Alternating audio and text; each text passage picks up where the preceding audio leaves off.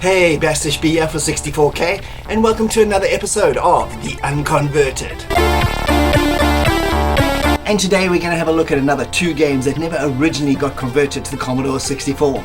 And today's games are... Akalabeth World of Doom was originally released in 1979 on the Apple II, and Ultima Escape from Mount Drash was originally published on the VIC-20 in 1983.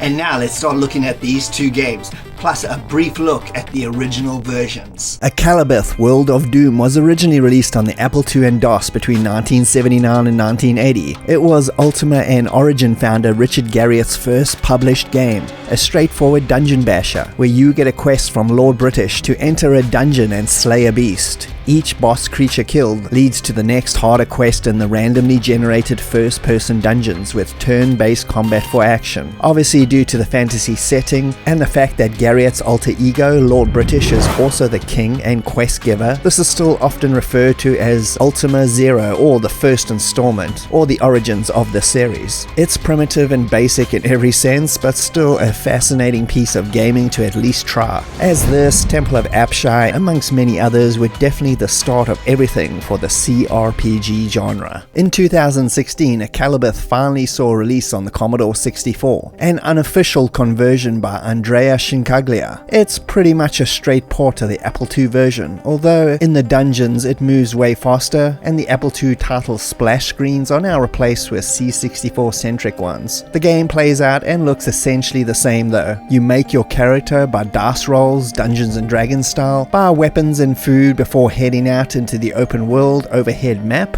where you have to try and find a dungeon and enter it to kill the dungeon boss. Every step in the game consumes food, and it's imperative that you not get lost or go in circles. No food means instant death. The dungeons are randomly generated mazes in vector graphic style and have treasures to find, plenty of monsters to fight in turn-based battle style, and traps as well. It's cool to actually finally play this game on the old C64. Experiencing such an early CRPG on the already retro C64 is kind of fun, but this game is obviously very limited in gameplay and should be taken as more of a curiosity and experience as to the roots of the genre in computer form. Still, it's a job well done by the team, and I'm sure we all really appreciate the conversion. We interrupt our program to bring you this important message.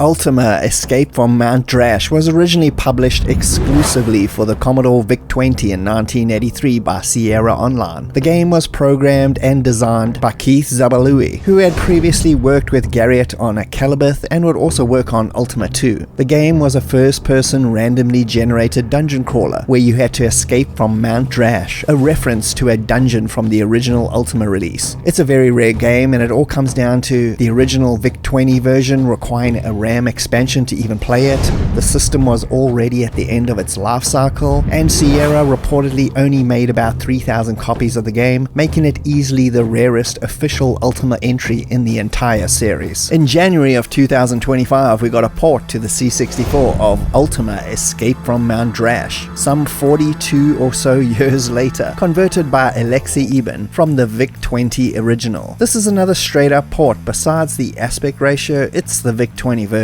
The game has you as an adventurer trying to escape the 15 levels of the Mount Drash compound. The object is to get to the level exit as quickly as possible. Later levels will require you to find gems to open the exits. Monsters are also hunting you constantly. You can fight them with melee weapons or use magic. There are a few spells. The blast spell, for example, can be used to destroy walls, and a teleport spell can also be used like a hyperspace jump in asteroids. It may actually help you or randomly put you in a worse situation. situation. Just like the C64 conversion of Akalabeth, it's more of a curiosity title than anything else. The gameplay is a lot more nuanced and does open up as the game progresses, but it's still a pretty simplistic dungeon basher at heart. If you're a hardcore Ultima fan though, it's definitely worth checking out from a game preservation point of view, and for a 1983 designed game in its dungeon crawling genre, it is pretty competent, although the combat does kind of feel like hit and miss at times.